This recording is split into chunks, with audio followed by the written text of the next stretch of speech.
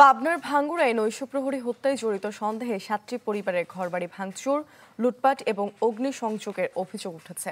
2 সপ্তাহ ধরে খোলা আকাশের নিচে জীবন কাটাচ্ছেন ক্ষতিগ্রস্তরা, অথচ এরই মধ্যে হত্যায় জড়িত 2 আসামিকে গ্রেপ্তার করেছে পুলিশ। শুধু সন্দেহের বশে 7টি পরিবারকে নিঃস্ব করার দায় কে নেবে, প্রশ্ন ভুক্তভোগীদের। কোনো প্রাকৃতিক দুর্যোগে ঘর ভাঙেনি, শুধুমাত্র সন্দেহের বশে এমন তাণ্ডব চালিয়েছে এলাকাবাসী। নেপথ্যের কারণ খুঁজতে গিয়ে পাওয়া যায়, গত 9 জুন পাবনার ভাঙ্গুড়া উপজেলার শাহাদাত হোসেন এক মেয়েকে বিয়ে করতে মসজিদের মুয়াজ্জিন উসমান গনির কাছে যান।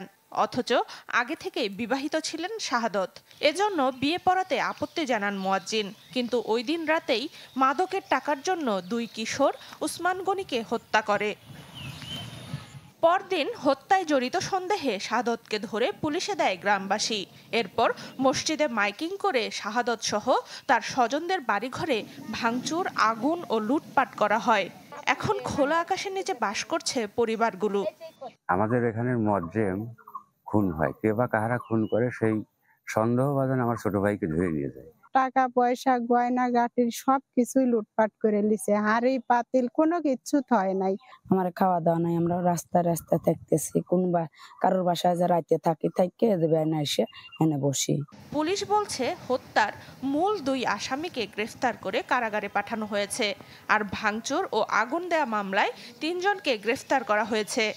মাইনরে যে 2 জনকে আমরা সন্দেহ করি, সন্দেহের বশবর্তী তারা বিজ্ঞ আদালতে তাদের দোষ স্বীকার করে স্বেচ্ছায় যে জবানবন্দি প্রদান করছে।